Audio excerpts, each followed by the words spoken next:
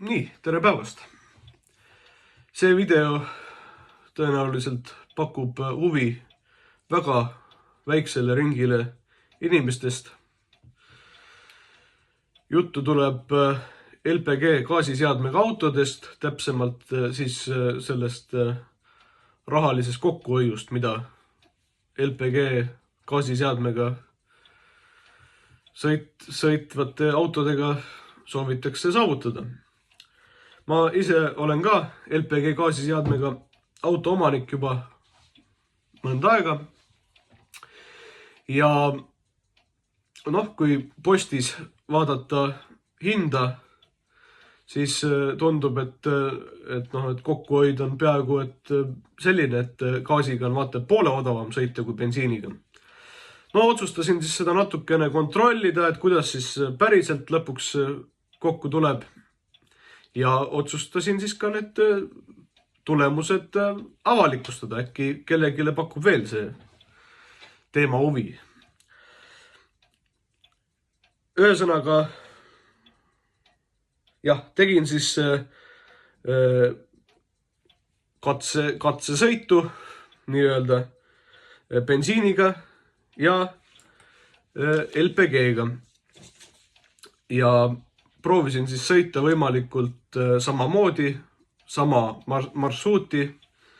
Minu sõit on peamiselt Viljandi-Tartu vahelt, suuresti maanteesõit, osa mõnevõrra on ka linnasõitu nii Viljandis kui Tartus. Nii et sükene tavaline auto kasutamine, natukene rohkem maanteesõitu võib-olla. Nii, ja siis üldine tulemus on see, et rahaline kokkuhoid kütuse pealt võiks olla siis kuskil 30%. Ehk siis 30% on odavam sõita LPG-ga võrreldes bensiiniga. Nüüd on võrdlus on bensiin 98-ga nüüd tehtud. Ja see tulemus ei ole nüüd muidugi nii vaimustav kui see tunne, mis tekib, kui hindu vaadata. Ja see vahe on tingitud sellest, et gaasiga sõites kulub pisut rohkem gaasi kui võrreldes bensiiniga. Ja bensiiniga sõites tuli mul keskmiseks küttekuluks 6,8 liitrit 100 kilomeetri kohta, gaasiga 8,2. Bensiiniga sõites maksis mul 100 kilomeetri läbimine 9 eurot ja 97 senti ja gaasiga 7 eurot ja 8 senti. Nii et tõesti on odavam. Nii et üldine järeldus on see, et kui autol on gaasiseade peal, siis tasub gaasiga sõita. Muidugi siia tasub lisada, et loomulikult ei ole see mingisugune põhjapanev statistika siin, see on lihtsalt näide minu auto pealt ja ei ole ka siin väga pikaajalist perioodi võetud sõitmiseks, aga ma arvan, et sellise üldise hinnangu saame siit kätte.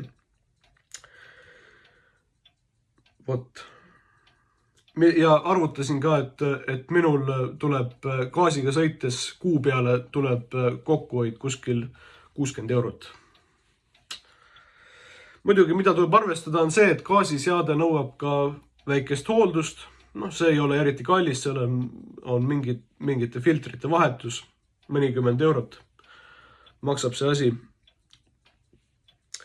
Muidugi väike erisus on küll, või lausa pigem ebamugavus on see, et minul näiteks on 40-liitrine see gaasipaak ja kuna seda kulub pisut rohkem, siis saab ta üsna kiiresti tühjaks ka, nii et tankimist on üsna palju ja tankimise protseduur võtab kauem aega võrreldes bensiiniga ja on pisut ebamugavam. Tuleb nuppu hoida peal terve tankimise vältel.